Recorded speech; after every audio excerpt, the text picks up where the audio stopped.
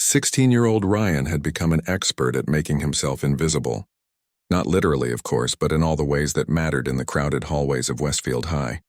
He'd mastered the art of looking busy, of seeming like he was exactly where he wanted to be, even when every fiber of his being screamed that he was utterly, completely alone. Lunchtime was the worst. While other students burst through the cafeteria doors in groups, laughing about something that happened in third period or making plans for the weekend, Ryan would grab his tray and make a beeline for the far corner of the room. Not just any corner.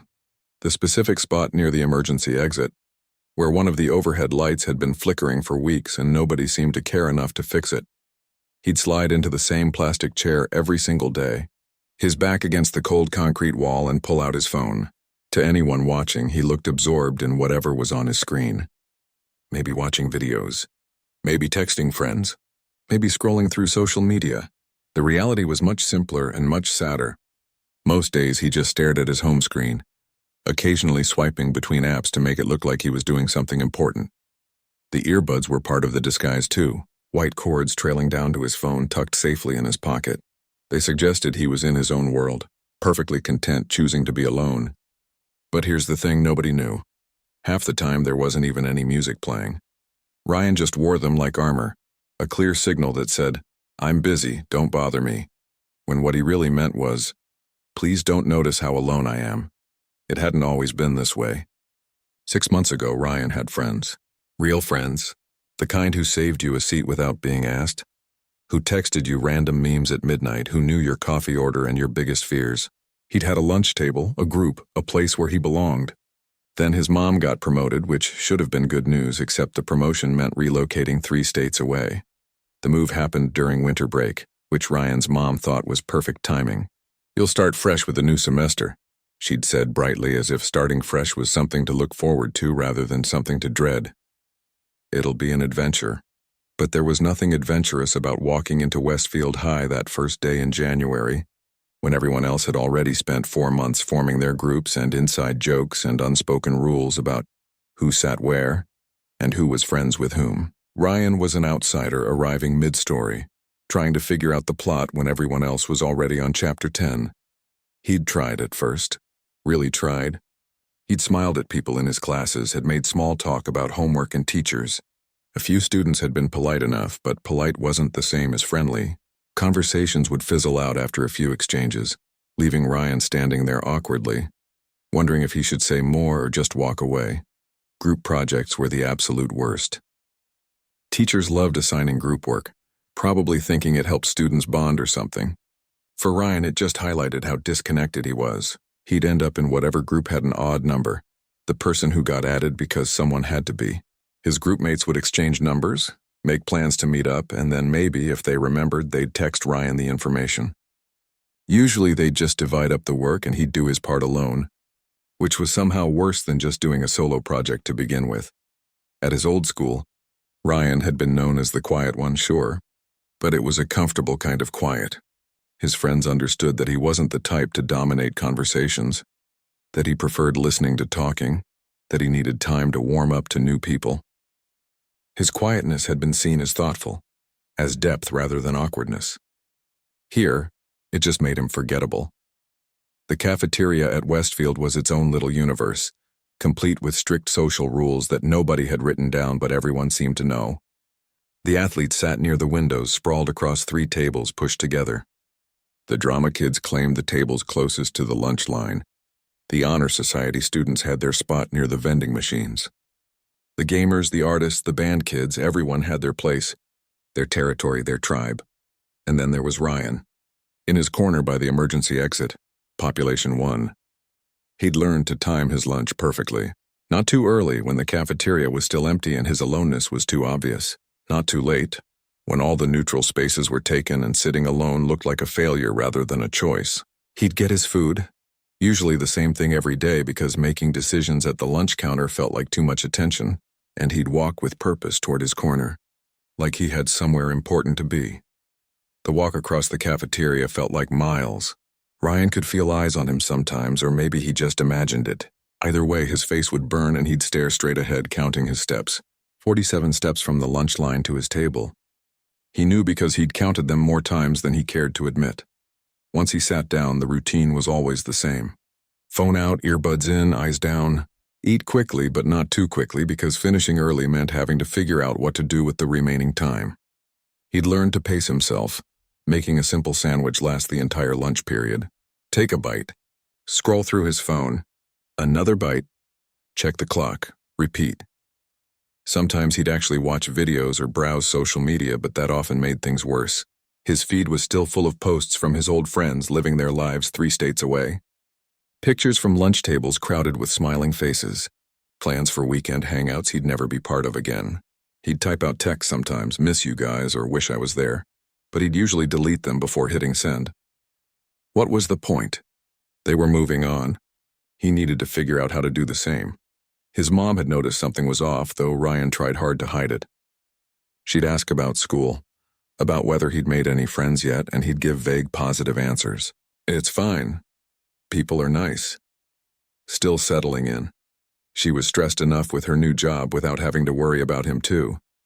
Besides, what was she supposed to do about it? Call the school and ask them to make kids be his friend? That would only make everything worse. At home, Ryan had gotten quieter. He used to tell his mom about his day, share funny stories from class, complain about homework. Now he'd grunt responses to her questions and disappear into his room. She'd attributed it to typical teenage stuff, to the stress of the move, to hormones, or whatever parents blamed when they couldn't figure out what was actually wrong. But Ryan knew what was wrong. He was lonely. Bone-deep aching lonely. The kind of lonely that sits in your chest like a weight and makes you wonder if maybe there's something fundamentally wrong with you. Maybe he was boring. Maybe he was too quiet, too weird, too something, or not enough something else. Maybe the problem wasn't the new school or the bad timing of the move. Maybe the problem was him. The flickering light above his corner table had become almost comforting in a strange way. It was broken too, after all. Forgotten in a corner. Not quite working right, but still there day after day. Ryan felt a kinship with that dying fluorescent bulb. They were both just trying to make it through, both overlooked, both stuck in the background while life happened everywhere else. 45 minutes. That's how long lunch period lasted. 2,700 seconds of pretending to be fine, of maintaining the illusion that he was choosing to sit alone, that this was exactly where he wanted to be. Ryan had gotten good at watching the clock without being obvious about it, counting down the minutes until he could escape back to the relative safety of classes, where at least there was a lesson to focus on, and a teacher directing attention away from social dynamics. It was a Tuesday in late October when everything changed, though Ryan had no way of knowing that when he woke up that morning. It seemed like any other day, another day of invisibility, another lunch period in his corner, another 45 minutes of carefully constructed solitude. Just another ordinary, lonely, invisible day, except it wasn't. Because on that particular Tuesday, someone finally saw him. And sometimes that's all it takes to change everything. Ryan was halfway through his turkey sandwich when he noticed someone approaching his table. At first, he thought the person was just passing by, maybe heading to the emergency exit for some reason. But the footsteps stopped right next to him, and a voice cut through the cafeteria noise. "Mind if I grab this seat?" Ryan looked up, surprised. Standing there was a man who clearly wasn't a student. He looked to be in his early 30s, wearing jeans and a casual button-down shirt, with a visitor badge clipped to his pocket. He had an easy smile and was holding a cafeteria tray with the same mediocre pizza they served every Tuesday. Sure," Ryan mumbled, pulling his backpack closer to make room, even though there was plenty of space. His mind immediately started racing. Why would an adult want to sit with him? Was he in trouble? Had someone complained about him taking up a table alone? Was this some kind of intervention? The man sat down across from him and immediately started wrestling with his pizza, trying to separate a slice from the others. "I swear they make this stuff with industrial glue," he said, laughing. "I'm Mr. Chen, by the way." "Well, officially. But you can call me David. I'm here doing some career day presentations today." Ryan nodded, not sure what to say. He took another bite of his sandwich, hoping that if he looked busy enough, this stranger would eat quickly and leave. But David didn't seem to be in any hurry. He finally freed his pizza slice and took a bite, making a face. "Okay, I remember why I always packed lunch in high school," David said. "This tastes exactly like the pizza did 20 years ago. Same cardboard crust, same mysterious cheese substance. Some things never change." Despite himself, Ryan felt the corner of his mouth twitch. The pizza really was terrible. Everyone knew it, but everyone ate it anyway because Tuesday was pizza day and that's just what you did. So what do you usually get for lunch? David asked casually, gesturing at Ryan's sandwich. You pack from home? Yeah, Ryan said quietly. My mom makes lunch for me most days. Smart. That's real food right there. David took another reluctant bite of his pizza. So you a junior, senior? Sophomore. Sophomore year. That's a weird one, right? Not new anymore, but not quite at the top either. Just kind of in between. Ryan hadn't thought about it that way, but it was true. Sophomores were the forgotten middle children of high school. The freshmen got attention for being new. The juniors were starting to think about college. The seniors were practically celebrities just for surviving. Sophomores just existed. David seemed genuinely relaxed, not at all bothered by Ryan's short answers. He started talking about his own high school experience, and Ryan found himself listening, despite his initial desire to be left alone. David explained that he'd moved to the States from Taiwan when he was 15, starting 10th grade in a completely new country where he barely spoke the language. I didn't say a word for the first 3 months, David admitted. Not one word. I was so terrified of messing up, of saying something wrong that I just stayed silent. Teachers thought I couldn't speak English at all. Other students thought I was weird or snobby. It was brutal. Ryan looked up from his sandwich. That was exactly how he felt. Except he didn't even have the excuse of a language barrier. He was just quiet, forgettable. What changed? Ryan asked before he could stop himself. It was the first real question he'd asked anyone at this school in weeks. David smiled like he'd been hoping Ryan would engage. Honestly, someone reached out to me. There was this kid in my math class, noticed I was struggling with word problems not because I couldn't do the math, but because I couldn't understand what the question was asking. He started sitting with me during lunch, helping me practice English. He didn't make a big deal out of it, didn't treat me like a charity case. He just saw me, you know? Ryan knew exactly what he meant. Being invisible was one thing. Being seen, really seen, was something else entirely. What brings you here today? Ryan asked, surprising himself again. He was actually curious now, actually engaged in this conversation in a way he hadn't been with anyone since the move. David's face lit up. I run a program for teenagers. It's a mentorship thing, but not the boring kind where adults lecture you about making good choices. We actually do stuff, build things, create projects, work on things that matter to the community. I come to schools sometimes to talk about different career paths, but honestly, I mostly just want to tell students about the program. He pulled a card from his wallet and slid it across the table. It was simple, with a logo of interlocking hands and the name of a local community center Ryan had driven past but never paid attention to. We meet Thursday evenings. It's totally casual, no pressure, just a group of young people working on projects they care about. Ryan picked up the card, running his thumb over the embossed lettering. What kind of projects? All kinds. Right now we've got people building little free libraries to put around the neighborhood. Someone's making a documentary about local history. A couple of students are coding a website to help elderly folks learn basic technology. Another group is organizing a community garden. Whatever people are passionate about, we help them make it happen. It sounded interesting, Ryan had to admit, but the thought of walking into a room full of strangers, even welcoming strangers, made his stomach clench. I don't really have any special skills, he said quietly. David shook his head. You don't need special skills. You just need to show up. Some of the best contributors we've had are people who started out thinking they had nothing to offer. They end up being the most creative problem solvers because they're not stuck thinking, there's only one way to do things. The lunch period was winding down. Students were starting to bust their trays, gathering their things, heading to lockers before next period. David stood up, grabbing his tray with its barely touched pizza. Listen, Ryan, it is Ryan, right? David waited for Ryan's nod. I saw you sitting here alone, and maybe I'm overstepping, but I've been where you are. New place, feeling like you don't fit. Wondering if it's ever going to get better. It does get better, but sometimes you have to meet it halfway. Sometimes you have to take a chance on something new. Ryan felt his throat tighten. How did this stranger see through him so easily? How did he know? David seemed to notice Ryan's discomfort and softened his tone. No pressure, seriously. But if you're looking for something, maybe give it a shot. This Thursday, 6 o'clock. Just show up and see what it's about. If you hate it, you never have to come back. But if you don't try, you'll never know. With that, David headed toward the trash bins, leaving Ryan sitting alone again with the card in his hand, and a strange feeling in his chest. It wasn't quite hope, that felt too big, too risky, but it was something. A tiny crack in the wall he'd built around himself. Ryan looked at the card again. The community center was only about 2 miles from his house. He could bike there easily. Thursday was 2 days away. He could go just to see, just to check it out. He didn't have to commit to anything. He didn't have to put himself out there. He could just observe. But even as he told himself all these things, he knew he was making excuses because he was scared. Scared of being rejected again. Scared of not fitting in again.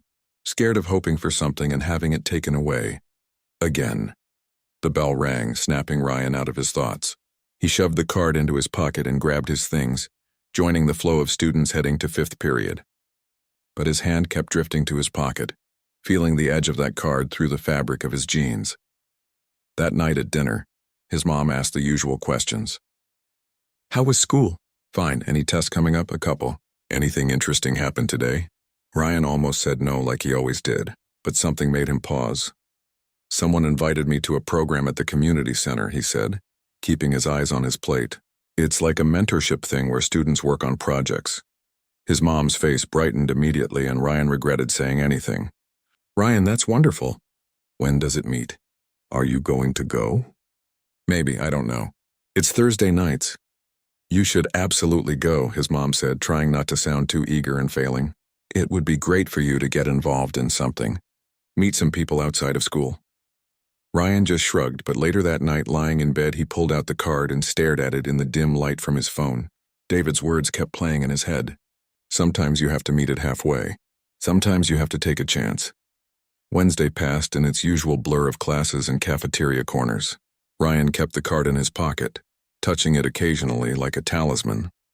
He caught himself thinking about the program at random moments, between 2nd and 3rd period, during history class when the teacher was droning on about something Ryan couldn't focus on, at lunch, sitting in his corner, wondering what David was doing right now, if he even remembered their conversation. Thursday afternoon felt like it lasted forever. Ryan went home, did his homework, had dinner. His mom didn't mention the program, probably afraid that bringing it up would make him decide not to go. Smart woman. At 5:30, Ryan stood in his room, staring at his bike helmet. He could stay home, watch videos, play games, stay safe in his comfortable, lonely routine. Or he could take a chance. He could show up at that community center and see what happened. Maybe it would be terrible. Maybe he'd feel just as out of place there as he did at school. But maybe, just maybe, it would be different. At 5:45, Ryan grabbed his helmet and headed downstairs. His mom was reading on the couch and looked up with barely contained excitement when she saw him. I'm just going to check it out, Ryan said quickly. I'm not promising anything. Of course, his mom said, trying to sound casual. Have fun. Text me if you need anything. The bike ride to the community center took about 15 minutes. Ryan purposely went slow, taking the long way, giving himself multiple chances to turn around and go home. But his legs kept pedaling, and before he knew it, he was standing in the parking lot of a modest brick building with a sign that matched the card in his pocket. It was 5:58. He could still leave. Nobody would know he'd been here. Nobody would be disappointed. But he thought about David sitting down at his lunch table, about the kindness in his voice, about the fact that someone had actually noticed him, just noticed him. Ryan locked his bike, took a deep breath, and walked toward the door. His hand trembled slightly as he reached for the handle. This was it, the moment where things either stayed the same or changed completely. He pulled the door open and stepped inside. The first thing that hit Ryan when he walked through the door was noise. Good noise. The kind of noise that came from people actually doing things, not just talking about them. Someone was using a power drill. Music played from a speaker somewhere. Voices overlapped in conversation and laughter. It was organized chaos, and it was completely overwhelming. The community center's main room was bigger than Ryan expected, with high ceilings and large windows letting in the early evening light.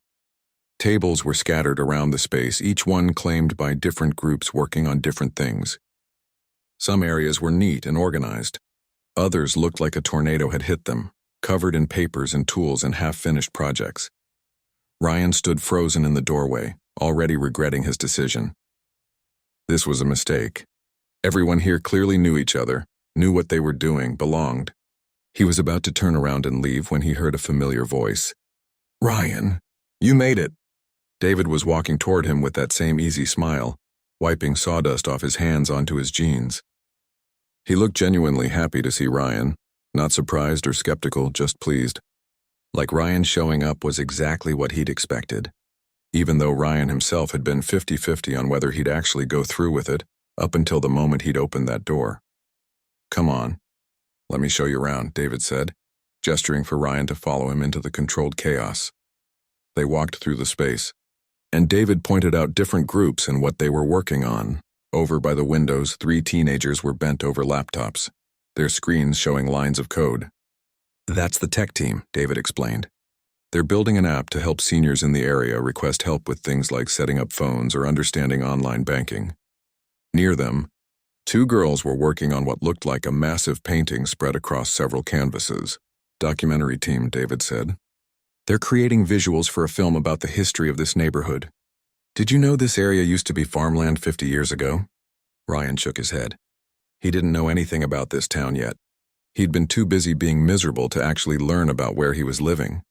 They moved to a corner where sawdust covered the floor and the smell of fresh wood filled the air. A guy who looked about 17 was carefully measuring a piece of wood, while a girl about Ryan's age held it steady. "And this is the little free library crew," David said. "They're building boxes where people can leave books for others to take." "Take a book, leave a book, you know the concept." The guy with the measuring tape looked up. "Hey David, this is the new kid?" "This is Ryan," David confirmed. "Ryan, meet Tyler and Zoe. They're the masterminds behind this whole library project." "Masterminds is generous," Tyler laughed. "More like we're figuring it out as we go. The first 3 we built fell apart in the rain. But number 4 is solid," Zoe added proudly, pointing to a completed box in the corner. It was painted bright blue with a clear door and a small roof. It actually looked pretty professional. "We learned from our mistakes." Ryan studied the library box, impressed despite himself. "How many are you planning to make?" "As many as we can," Tyler said. "We've got permission to install 10 around the neighborhood so far. Libraries, parks, outside the community center, anywhere people gather. The problem is they take forever to build," Zoe sighed. "Just the 2 of us, cutting and assembling everything. We're only averaging about 1 per week." David glanced at Ryan. "You interested in building things?" Ryan shrugged. "I don't know. I've never really tried." "Well, you're welcome to hang here and see what you think," Tyler offered. "We could definitely use an extra pair of hands. Even if you just hold things steady while I cut, that's helpful." It wasn't a passionate invitation, but it wasn't pity either. It was just practical, straightforward, welcoming without being overwhelming. Ryan appreciated that more than they could know. "Sure, I guess I could try," Ryan heard himself say. David clapped him on the shoulder. "Great, I'll let you get to it. I'm going to check in with the other groups. Ryan, if you need anything or want to leave, just let me know, okay? No pressure to stay if it's not your thing."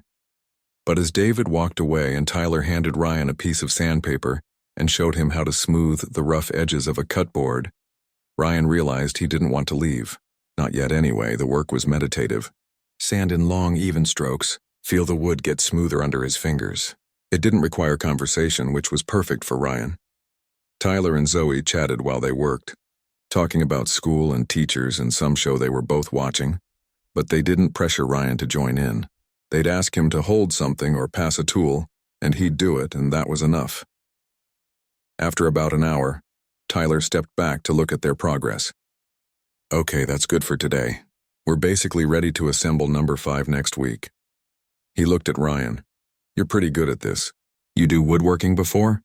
"No, first time." "Really? You're a natural. Your sanding is way more even than mine was when I started." Tyler began cleaning up the workspace, gathering tools and sweeping sawdust into a pile. "You coming back next week?" Ryan hesitated. "Maybe. Cool, no pressure. But if you do, we could probably finish number 5 and start on 6. We're trying to get all 10 done before winter really hits." Zoe was wiping down their workbench. "Plus, it's kind of nice having someone else here. Tyler and I have been doing this alone for 2 months. Gets boring sometimes." As people started packing up their projects and cleaning their areas, Ryan noticed the dynamic of the group. There was no hierarchy, no cool kids versus outcasts, no social ladder to navigate. People drifted between projects offering help or advice. Someone from the tech team came over to ask Tyler about using wood for a phone stand they were designing. One of the documentary girls borrowed Zoe's speaker for a minute to show everyone a song she'd found that would be perfect for their film. This place ran on collaboration and genuine interest, not social currency. It was so different from school that Ryan felt something in his chest loosen slightly, like he'd been holding his breath for months and could finally exhale. David appeared again as people were getting ready to leave. "What did you think?" "It was okay," Ryan said, which was his way of saying it was actually pretty good and he wanted to come back but wasn't ready to admit it. David smiled like he understood exactly what Ryan meant. "Well, you're welcome back anytime. We're here every Thursday, same time." Outside, Ryan unlocked his bike and found Tyler and Zoe getting on their own bikes. "You live around here?" Tyler asked. "Over on Maple Street." "Oh, we're heading that way. Want to ride together?" The three of them biked through the early evening, the air cool but not cold yet. Tyler and Zoe kept up their easy conversation, occasionally including Ryan but not forcing it. When they reached his street, Ryan said goodbye and peeled off toward his house. His mom was waiting, trying not to look like she'd been anxiously checking the clock. "How was it?" "It was fine," Ryan said. Then after a pause, "I think I'm going back next week." His mom's smile was so bright it was almost embarrassing, but Ryan found himself smiling back, just a little. That night he actually slept better than he had in months. And the next day at school, when he sat in his corner at lunch, it felt different somehow. Not better exactly, but less permanent. Like maybe this wasn't his forever, just his for now. The following Thursday, Ryan showed up at the community center at 5:55, not 6. Tyler and Zoe were already there, laying out materials for library box number 5. "Hey, you're back," Tyler said, genuinely pleased. "Want to help me with the measurements?" Zoe's great at a lot of things, but math isn't her strong suit. "I heard that," Zoe called, not sounding offended at all. Over the next few weeks, Ryan fell into a rhythm. School was still school, mostly forgettable and lonely. But Thursday nights became something to look forward to, a bright spot in the middle of the week. He got better at woodworking, learned which tools did what, understood how to read Tyler's rough sketches and turn them into actual structures. The library boxes started coming together faster with 3 people working instead of 2. They finished number 5, then 6, then 7. Each one got a little better, a little more refined. Ryan suggested adding small drainage holes at the bottom, so water wouldn't pool if it got inside. Tyler loved the idea and they implemented it immediately. Ryan started talking more too, though he'd never be a chatterbox. He shared a funny story from history class once, and Tyler laughed so hard he nearly dropped the board he was holding. He mentioned liking a particular band, and Zoe got excited because she liked them too, and they spent 20 minutes comparing favorite songs while Tyler teased them both about their music taste. David would check in periodically, always with that same easy presence. He never made a big deal about Ryan being there, never drew attention to how much he'd opened up or how much more comfortable he seemed. He just treated Ryan like he'd always been part of the group, like there was nothing remarkable about a quiet kid finding his place. One evening in November, when they were working on library box number 8, Tyler brought up something that had been on his mind. "Hey, so we're planning to do a big installation day soon. Actually put these things up around the neighborhood. Make a whole event out of it. Would you want to be there?" Ryan's first instinct was to say no. A public event? People watching? That sounded like a nightmare. But then he thought about all the work they'd put in, all the hours of measuring and cutting and sanding and assembling. These boxes were partially his creation. He'd helped build them. They wouldn't exist without his work. "Yeah," Ryan said. "I'd want to be there." "Awesome," Zoe said. "David's trying to get the local paper to cover it. Make a whole thing about community involvement and youth initiative and all that. The local paper photographs attention." Ryan's anxiety spiked, but underneath it was something else. Something that might have been pride. He'd helped create something that would outlast him, that would serve the community, that would matter. That wasn't nothing. That was actually pretty significant. As December approached and the nights got colder, the group worked harder to finish all 10 boxes before the installation day. Ryan found himself staying later, working alongside Tyler and Zoe as the other groups wrapped up their projects and headed home. David would lock up after them, never rushing them, just making sure they had what they needed. You know, Tyler said one night as they were putting the final coat of weather sealant on box number 9. When we started this project, I honestly didn't think we'd finish. It felt too big, too ambitious. But here we are. Here we are, Zoe echoed, stepping back to admire their work. 10 little free libraries. That's actually incredible. Ryan looked at the boxes lined up in the corner, each one slightly different but all sturdy, functional, ready to serve their purpose. He'd been part of making these.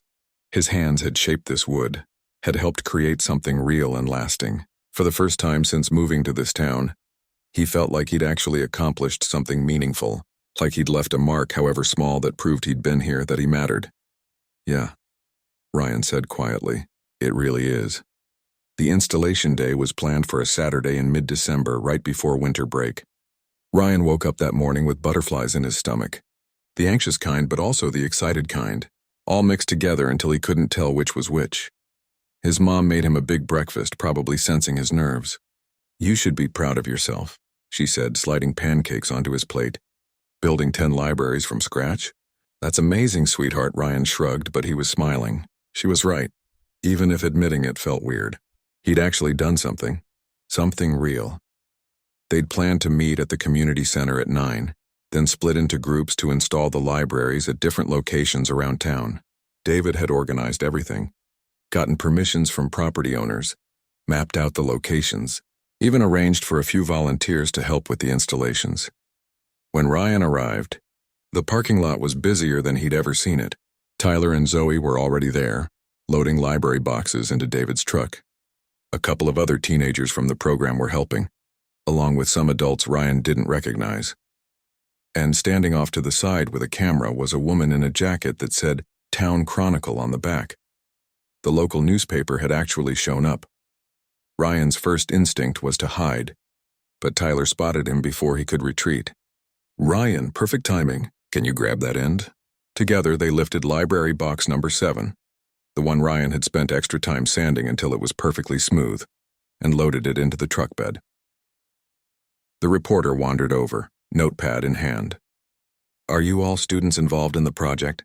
Yeah, Tyler said easily.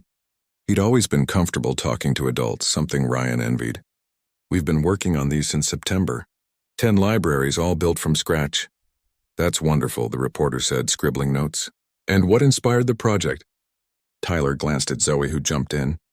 We wanted to make reading more accessible. Not everyone can afford to buy books or has easy access to the library downtown. So we thought, why not bring books directly into neighborhoods? The reporter turned to Ryan. And what about you? What role did you play? Ryan froze. All eyes were on him. Tyler, Zoe, David, the reporter, random volunteers. His mouth went dry. But then he thought about all those Thursday nights, all those hours of work, all those splinters and sawdust and measurements. He'd earned the right to talk about this. I helped build them, Ryan said quietly. All the woodwork, assembly, finishing. He's being modest, Tyler cut in. Ryan's the one who figured out the drainage system and improved the roof design. The later boxes are way better because of his ideas. The reporter smiled and wrote something down. Ryan felt his face heat up. But it wasn't entirely from embarrassment. There was pride mixed in there too. They split into 3 groups, each taking a truck loaded with library boxes and heading to different parts of town. Ryan ended up with David, Tyler, and Zoe, along with 2 volunteers who'd helped with other community center projects. Their route covered 4 installations. Outside the public library downtown, in a park near the elementary school, outside a community church, and in front of the community center itself. The first installation took longer than expected. They had to use a post hole digger to create a stable foundation, mix concrete, make sure everything was level. David supervised but let the teenagers take the lead, only stepping in when they needed guidance. Ryan found himself problem-solving on the spot, figuring out how to adjust when the ground was rockier than expected, suggesting they add extra support brackets. You're a natural at this, one of the volunteers said, watching Ryan work. You thinking about construction or engineering for a career? Ryan had never thought about his future in concrete terms like that. College and careers felt impossibly far away, especially when he'd been struggling just to get through each day. But now, with tools in his hands and a real project taking shape, he could almost see it. Maybe. I don't know, Ryan said honestly. Maybe. By the time they got the first library installed, secured, and stocked with books, a small crowd had gathered. Parents with kids, elderly folks out for their morning walk, curious neighbors. A little girl, maybe 6 years old, approached the box timidly. "Can I really take a book?" she asked. "That's what it's for," Zoe said warmly. "Take whichever one you want. And if you have books at home you don't read anymore, you can bring them to share." The girl selected a picture book about dinosaurs and hugged it to her chest like she'd been given treasure. Her mother thanked them profusely, explaining they'd just moved to the area and couldn't afford the gas to drive downtown to the library every week. Ryan watched the interaction and felt something shift in his chest. This wasn't just about building boxes or finishing a project. This was about actually helping people, making someone's life even a tiny bit better. That little girl would read that book maybe multiple times. She'd learn something, imagine something, escape into a story, and it was possible because of what they'd built. The second installation went smoother, the third smoother still. By the fourth, they had the process down to a science. They were finishing up outside the community center, tightening the final bolts, when other groups started returning with their trucks empty and satisfied looks on their faces. The reporter was there, taking photos of all the completed installations around town. She interviewed David, asking about the mentorship program and its impact on local youth. She talked to other teenagers about their projects. And then she circled back to Ryan, Tyler, and Zoe. "So what's next for you three?" she asked. "Any plans to build more?" Tyler and Zoe looked at each other, then at Ryan. "We hadn't really thought about it," Tyler admitted. "We were so focused on finishing these 10. But I guess we could," Zoe said slowly, the idea taking shape as she spoke. "There are other neighborhoods, other communities that could use them. We've gotten pretty efficient at building them," Ryan added, surprising himself by speaking up. "Now that we know what we're doing, we could probably make them faster." The reporter smiled. "It sounds like you found something you're passionate about." After she left, the three of them stood looking at the library box they'd just installed, watching people already stopping to browse the books inside. An older man selected a mystery novel. A teenager picked up a graphic novel. A young mother helped her toddler look at the colorful picture books. "We did that," Zoe said softly. "We actually made a difference," Tyler nodded. "Yeah, we really did." Ryan didn't say anything, but he didn't need to. They all felt it, that sense of accomplishment, of purpose, of mattering. That night, Ryan's mom made his favorite dinner to celebrate. She'd bought a copy of the evening edition of the Town Chronicle, which had rushed to include a story about the installation day. There was a photo of Ryan, Tyler, and Zoe standing next to their completed library box, all three of them smiling. Ryan was in the middle, holding a power drill, looking more confident than he'd felt in months. The headline read, "Local Teens Build Community, One Book Box at a Time." The article described the project, quoted the teenagers involved, and mentioned the community center's youth mentorship program.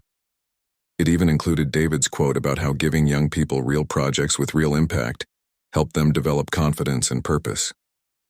Ryan's mom read the article twice, then hung the newspaper page on the refrigerator like he was in elementary school again.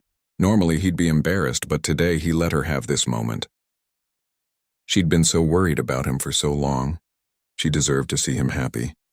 When Ryan went to school on Monday, something unexpected happened. A girl from his English class approached him in the hallway. "Hey, you're Ryan, right? I saw you in the newspaper. That library project is really cool." Ryan blinked, caught off guard. "Oh, thanks. My little brother already got 2 books from the one near the elementary school. He's so excited about it." "That's great," Ryan managed, and he meant it. Knowing that their work was already being used, already making a difference, felt incredible. At lunch, Ryan made his way to his usual corner table, but this time he wasn't alone. A freshman kid Ryan had noticed a few times, always sitting by himself near Ryan's spot, was there with his tray. The kid looked up nervously as Ryan approached. "Sorry, I can move," the freshman said quickly, starting to gather his things. "No, it's fine," Ryan said, sitting down across from him. "You can stay." The freshman looked surprised but settled back into his seat. They ate in silence for a few minutes, but it wasn't the heavy, lonely silence Ryan had experienced for months. It was just quiet, comfortable. "I'm Ryan," he finally said. "Caleb, you new here?" Caleb nodded. "Started this semester. My family just moved here." Ryan knew exactly how that felt. The newness, the isolation, the desperate wish to belong somewhere. He remembered sitting in this exact spot, invisible and miserable, wondering if anyone would ever notice him. And then David had noticed. David had seen him. It gets easier, Ryan said. The new thing, I mean. It just takes time. Caleb looked at him with such obvious hope that Ryan's heart clenched. He recognized that look. He'd worn it himself not that long ago. Want to sit together tomorrow? Ryan asked. Lunch is less boring with someone to talk to. Yeah, Caleb said, his whole face brightening. Yeah, that'd be great. That Thursday at the community center, Ryan arrived to find David waiting for him. Got a minute? David asked. They walked outside away from the noise of the main room. Ryan's stomach nodded, worried he'd done something wrong. I wanted to talk to you about something, David said. The library project was a huge success. We've already gotten requests from other neighborhoods asking for more, and I've had several parents reach out asking about the program, saying their kids saw the article and want to get involved. That's good, right? It's great, David confirmed. But here's the thing, we're growing. We need help managing new members, showing them the ropes, helping them find projects they care about. I've been doing it alone and it's getting to be too much. Ryan waited, not sure where this was going. I was hoping you might be interested in being a youth coordinator, David continued. You'd help welcome new members, answer questions, maybe share your experience with the library project. Show other quiet kids that they have something to offer, even if they don't see it yet. Me? Ryan's voice cracked slightly. I'm not a leader. I barely talk. You don't have to be loud to be a leader, David said gently. You just have to show up and be real. When I sat down with you that day in the cafeteria, I wasn't some charismatic guy with all the answers. I was just someone who'd been where you were and wanted to let you know it gets better. Now you're someone who's been where new kids are, and you can do the same thing. Ryan thought about Caleb, about how one simple invitation to sit together had transformed the kid's whole face. He thought about that little girl clutching her dinosaur book like it was the best thing she'd ever received. He thought about how invisible he'd felt and how being seen had changed everything. Okay, Ryan said. I'll try, David smiled. That's all anyone can ask. The next Thursday, 3 new students showed up at the community center, all nervous and unsure. David introduced them to the group, then brought them over to where Ryan, Tyler, and Zoe were planning library box number 11. This is Ryan, David said. He's going to show you around, help you figure out what you might be interested in. Ryan looked at the 3 new faces, all wearing the same uncertain expression he'd worn 2 months ago. He saw himself in them, the hope mixed with fear, the desire to belong warring with the terror of rejection. Hey, Ryan said, and his voice was steady. Welcome. Let me show you what we're working on. As he walked them through the space explaining different projects and introducing them to other members, Ryan realized something profound. He wasn't invisible anymore. He hadn't been for a while now. Somewhere along the way, between the sawdust and the measurements and the Thursday nights that had become the best part of his week, he'd become visible, not because he'd changed who he was fundamentally, but because he'd found a place where being himself was enough. And now he could be for someone else what David had been for him, the person who noticed, who reached out, who reminded them that they mattered. 6 months after that Tuesday when David first sat down at his lunch table, Ryan stood in front of the entire student body at Westfield High. The principal had asked him to speak at an assembly about community involvement and youth initiatives. The old Ryan would have said no immediately, would have felt physically ill at the thought of standing on that stage with hundreds of eyes watching him. But the current Ryan had agreed. Nervously, yes. With significant anxiety, absolutely. But he'd agreed because he had something worth saying. And he'd learned that sometimes the most important things were the hardest to say. He stood at the podium, his hands gripping the edges to keep them from shaking, and looked out at the sea of faces. He could see Caleb sitting in the sophomore section, along with 3 other students who now joined them for lunch every day. Tyler and Zoe were in the junior section, giving him encouraging thumbs up. His mom was in the back row with other parents, looking like she might cry with pride at any moment. And there, sitting with the faculty, was David, who'd somehow become one of the most important people in Ryan's life without either of them making a big deal about it. Ryan cleared his throat and began. 6 months ago, I was the most invisible person in this school. I sat alone in the corner of the cafeteria every single day. I didn't have friends here. I didn't have activities. I didn't have anything that made me feel like I mattered. I was just taking up space, counting down the hours until I could go home and be alone in my room instead of alone in a crowded building. The auditorium was quiet. Ryan could see recognition on some faces, that look of, I know exactly what you mean. I'd moved here in January, and everything about it was hard. Leaving my old friends, starting over, trying to figure out where I fit. Except I didn't fit anywhere. I was just the quiet new kid who ate lunch alone and went home right after school and basically didn't exist.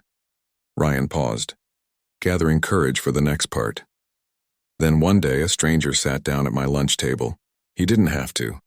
He could have sat anywhere with anyone, but he chose to sit with the kid eating alone in the corner. His name is David Chen, and he's here today. Ryan gestured toward David, who gave a small wave. David runs a youth mentorship program at the community center. He told me about it, gave me his card, and invited me to check it out. I almost didn't go, Ryan admitted. I stood outside that community center for 10 minutes before I could make myself walk through the door. I was scared. Scared of being rejected again. Scared of not fitting in. Scared of hoping for something and having it fall apart. But I went in anyway. And it changed everything. He talked about the Little Free Library project, about learning to build something with his hands, about Tyler and Zoe and the community that had formed. He talked about the installation day, about seeing that little girl choose her dinosaur book, about understanding that sometimes the smallest actions could mean everything to someone. Those library boxes are all over town now, Ryan said. We've built 17 so far and we're not stopping. Every single one of them represents hours of work, but more than that, they represent hope. Hope that we can make our community better. Hope that we have something valuable to offer. Hope that we matter. Ryan's voice grew stronger as he continued. But here's the thing I really want to tell you. The program helped me, but what helped me even more was realizing I could help others. David asked me to be a youth coordinator, to welcome new members and show them around. At first, I thought he was crazy. I'm not a leader. I'm quiet. I'm awkward. I'm the kid who ate alone for months. But then I realized that's exactly why I could help, because I'd been where they were. I knew what it felt like to be invisible, to wonder if anyone would ever notice you, to question whether you had anything to offer the world. And I could tell them honestly that it gets better, not magically, not overnight, but it gets better when you take a chance, when you show up, when you let people see you. Ryan looked around the auditorium, making eye contact with individual students. Some of you are sitting there feeling exactly how I felt 6 months ago. Invisible, alone, like you don't belong anywhere. And I want you to know that you're wrong. You do belong. You do matter. You just haven't found your place yet.